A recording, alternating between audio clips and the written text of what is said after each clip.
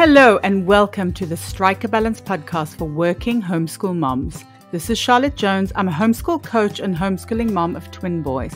I know it can feel really overwhelming to keep all the balls in the air all the time. So each week I chat about tips and strategies for being a happy and thriving working homeschool mom that you can implement in your life too. I also speak to awesome and inspiring women who manage to juggle homeschooling and work successfully and find out what their secrets are. Be sure to check out my Working Homeschool Mom Time Audit and Mindset Challenge in the show notes and sign up to my newsletter for lots of cool homeschool freebies. And if you ever need to chat, please book in a session with me. I'm so excited for you to be here and I hope you'll get so much value out of this episode. So let's get started. Hi there, I'm so excited to have you here today.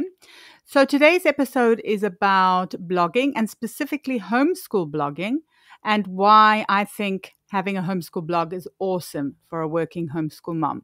This episode is not about how to start a homeschool blog, but I will link a really cool free resource that Kelly from Fearless Homeschool has created. It's a step-by-step course that'll take you through all the steps, but this is rather a why blogging is awesome for working homeschool moms. This is obviously from my experiences as someone who has been blogging, working, and homeschooling since 2017. And it's been such a wonderful experience that I just want to share it with you and maybe inspire you to start your own homeschool blog. One of the greatest things about starting my homeschool blog has been community. So I've met so many wonderful people through blogging. And this has been so important for me because I'm generally quite an introvert and because I live in a small town with not much of a homeschooling community. So the friends I've met online have been a lifeline for me. I think specifically as working homeschool moms, I feel that community is so incredibly important because it's a really tough path that we've chosen. So knowing people in the same situation is a balm during times of stress and anxiety. And having the feeling that you're not alone for me, has helped me so much. Another great thing about community is getting ideas and inspirations. So when I feel stuck or bogged down by something, I can go to my community for help. And somebody somewhere is bound to have experienced something similar, or they might just spark an idea, which I love. It's really magical. My homeschool blog has also actually opened quite a lot of doors for me. So through my blog, I've been offered quite a few opportunities. So I've been lucky enough to write for Bookshark and also for the iHomeschool Network. And not to mention being approached by brands and companies to try out their products. So my homeschool blog has given me a different career path. And it's one that I've always dreamed of because it's my passion to help women.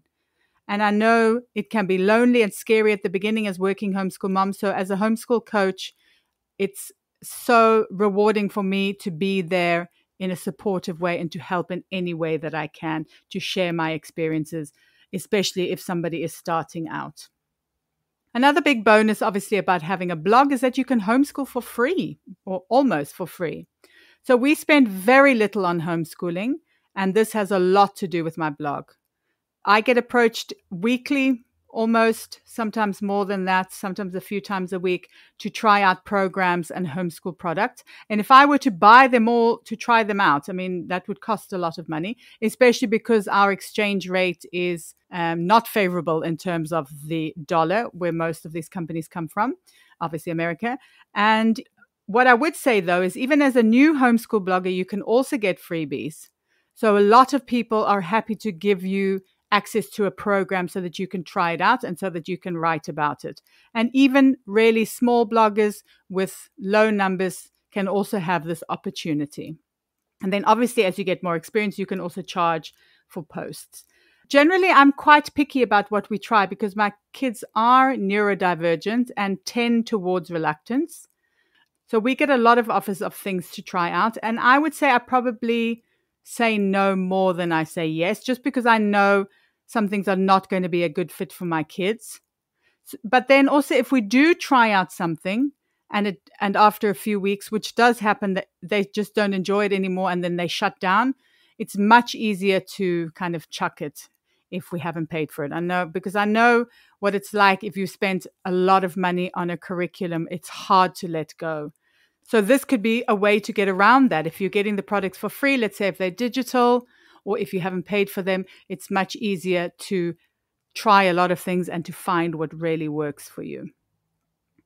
My homeschool blog has also really helped me process some tough times. So I have spoken before about journaling as a form of kind of therapy, as a form of awareness, as a form of release. And the same goes for my blog, basically, or for writing a blog. My writing has helped me to process some really tough times. And obviously, it's also a great form of self-expression, which I also enjoy. So parenting and homeschooling neurodivergent children can be a lot. So my very first post was about the reason why we had decided to homeschool. And I wrote quite a few posts about it and about this particular topic. And it really helped me to process the fear, the anger, the uncertainty, and to also get feedback from other people who've been in the same situation or had been in the same situation.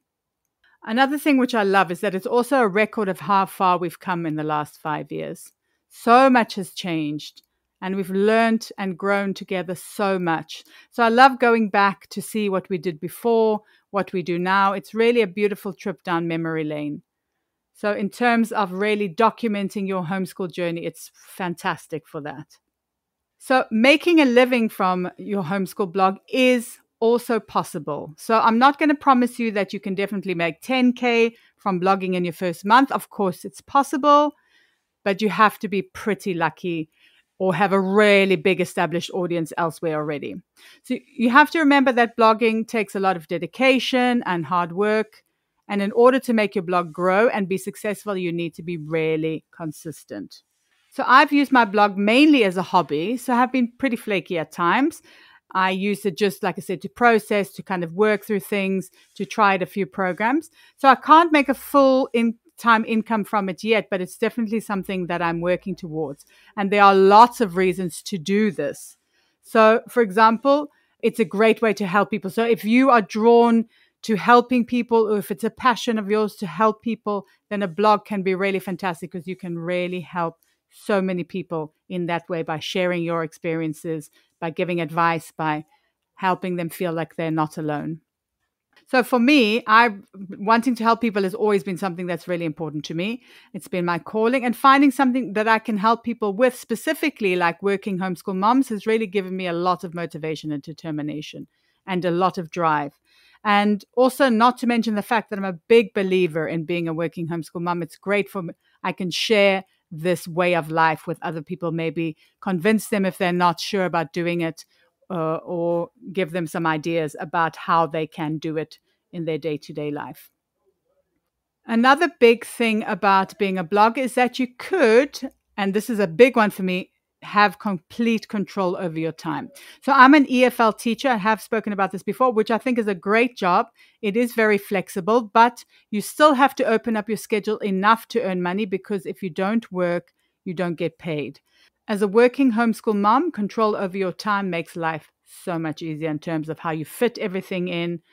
And also it helps a lot in crafting the kind of life that you want, doing the things that you love as well, giving yourself that time.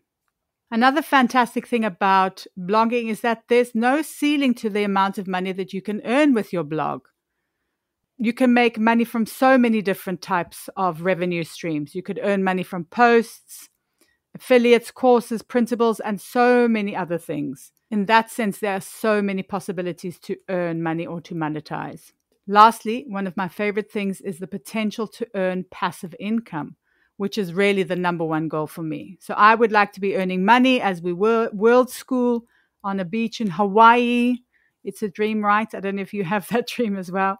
Or in an RV, trekking across the country, whatever. Just being able to have total flexibility and still earn money.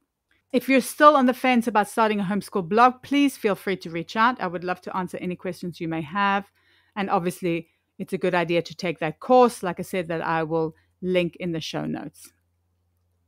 I am convinced that if you do, you'll enjoy it, you'll love it, and you'll get so much joy out of having a homeschool blog as a working homeschool mom. I really hope you enjoyed the episode. Drop me a DM on Instagram or post on the Working Homeschool Mom support group over on Facebook, and let me know what resonated the most with you. It would also be great if you could rate, review, and subscribe, or share the podcast with a working homeschool mom who might need it. It's my mission to support as many working homeschool moms as possible. Until next time, take care.